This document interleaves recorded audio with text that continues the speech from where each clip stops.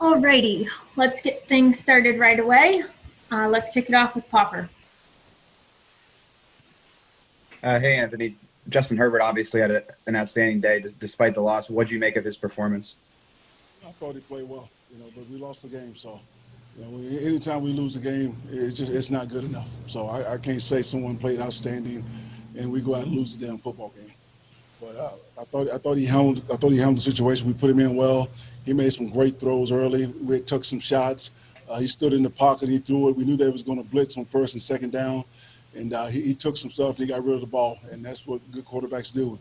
And that was nice to see. Your defense had a tough time stopping Brady there, and that Bucs offense in the second half. What did you feel like went wrong defensively, particularly in the second half? We had some bust assignments. That's simple. And guys gave up some explosive plays, and our defense was holding them down. And we come out in the second half, and whatever reason, we had some assignment mistakes. On that fumble late in the first half, did you get a good look at sort of what happened there? It seemed like a botched exchange. It was quarterback, running back exchange, something we work every single day. And for that to happen is inexcusable. And then, I don't know if you can answer this question right now, just because your mind's obviously still on the game. But, you've said previously that Tyrod Taylor is going to be your starter if he's 100% healthy. Have you changed your stance? No, you're right. I can't answer that question right now. You're absolutely right. My mind is still on this game. Thank you. Cam Buford. Hey, Coach. Can you give us an update on Austin's injury? Last I heard, it was a hamstring, but, the way that young man limped off the field, I'm not sure how bad it is, but it looked pretty bad. To go back to that fumble right there at the end of the first half, is it true, though, saying if it goes forward, it's the running back's fault? If it comes backward, it's the quarterback's fault? Is that a valid statement? I right now I don't know whose fault. I mean, those two guys, they have to make that exchange. It's something that we work every day, and it's just if you can't hand the ball off cleanly, then something's wrong. It's just inexcusable. Lastly, how much of the playbook does Justin Herbert have? It looks like you guys are running a lot of plays for him. He looked pretty comfortable. A lot of the game, obviously, there was a couple mistakes there. But how much of the playbook does he have, and are you comfortable with him running? He has most of the playbook, and, it's a lot of offense, and he's handled that really well. There's more to come, but, yeah, he has most of it. Thanks, Coach. Yeah. Dennis Freeman. Coach Lynn, can you talk about the way your wide receivers played outside of Keenan Allen, your young receivers, how they played today? We knew the young guys were going to have to step up. We even flexed up Tyron Johnson from the practice squad and Jalen Guyton. He's been making a play every single week. Those young guys, they're on the come. They're big. They can run. Exactly what we need. And I thought they stepped up today and did a decent job, especially Johnson. I mean, his first catch, it was like a 70-yard bomb, his first NFL catch. So I thought I was fine with that. On that last pass by Justin, was that something he just didn't see as far as the Buccaneers defenders being over the top? No, I think the ball just got away from him. Yeah. Okay. Thank you, Coach. Sure. Gilbert. Hey, Anthony, with so many injuries and so many rookies playing, do you have to tell yourself, mistakes are going to happen, and that kind of maybe takes away some of the frustration? Not really, because that's an excuse, Gilbert. These kids have been playing football all their lives, and you don't turn the damn ball over. It's that simple. With Justin Herbert specifically, to answer back multiple times, I know he had the interception, but was that any grown-ups there to come back, back and forth with Tom Brady? Say what? Sorry, Anthony, just with Justin Herbert, was there any grown-up moments of him coming back and forth with Tom Brady, besides that interception?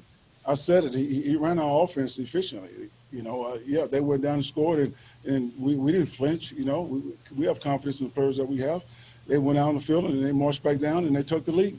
That's what we get paid to do. Thank you. Sure. Hopper. Anthony, overall, how'd you feel like you dealt with the Bucs' pressure? I think they got through on one sack, but for the most part, it seemed like Justin was making throws in the face of that pressure. Yeah, we knew it was going to come all day, especially on first and second down. And for the most part, we picked it up. That was a very unfortunate penalty when JJ goes in there and cut the young man and Force touches him, and then we get called for a high-low. That was a little ticky-tacky. But for the most part, we handled their pressure well. They did get to us a couple of times, but that's just part of the game. And then on that 4th and 1, on the second to last possession, did you consider going for it at that point, or were you always going to punt it away? No, I considered going for it, but we were backed up, and we had over 9 minutes left and plenty of time, so there was no reason to do it at that point in time. And then Joe Reed was inactive today. Did you just like your matchups, like the speedier receivers, just because you knew you were going to get a lot of one-on-ones? Was that the reasoning, or was there something else? Yeah, I knew there was going to be a lot of one-on-ones, so we had to get speed up, and that's what we did. Thanks. Joe's doing an outstanding job. He may be back next week. Fernando. Anthony, what's the most frustrating part about this 3-game losing streak? It's frustrating the losing. That's the most frustrating part. The last 3 games. I feel like those are games with a play here, a play there. We could have won all those games. And so that's the frustrating part, is the losing. Because these young men, they come to work every day. They work really hard. They pay attention in the classroom, and they went out and played hard today. And I feel like they deserve to win, but we got to figure out ways to stop beating ourselves. And when we get people on the ropes, we got to knock them out. And we got to learn that from this first quarter. We got 3 quarters of football left, 12 more games. We got a lot of football left. So no one's getting their head down. No one's backing down. I know they will bounce back. This group is really resilient. And coaching staff is as well. Is that the most frustrating part, is that it seems like in the 3 losses you guys have shot yourselves in the foot? And Absolutely. Yeah, we had a chance to win. You go out there and just get your butt kicked, sometimes it happens. But in these games, we had a chance to win these games. Anthony, you talk about you need to show these guys, and you guys need to learn how to win and knock these guys out. How do you learn that in a season, during the season? You learn from your mistakes. And like I said, we have 12 games left, and we got to learn from this first quarter of our season. Thank you. Sure. Last question, Joe Reedy. Anthony, any thoughts, even though you haven't seen the film yet, how the right side of your offensive line performed? Well, we knew it was going to be a tough day rushing the football against that front, and it was. So obviously it wasn't good enough, because last time I saw we were like 2-point whatever in rush attempts. We got to be more efficient than that. So I don't know how they play right now, but obviously it wasn't too good based on those numbers. Okay, thanks. Thanks, Coach. Yes.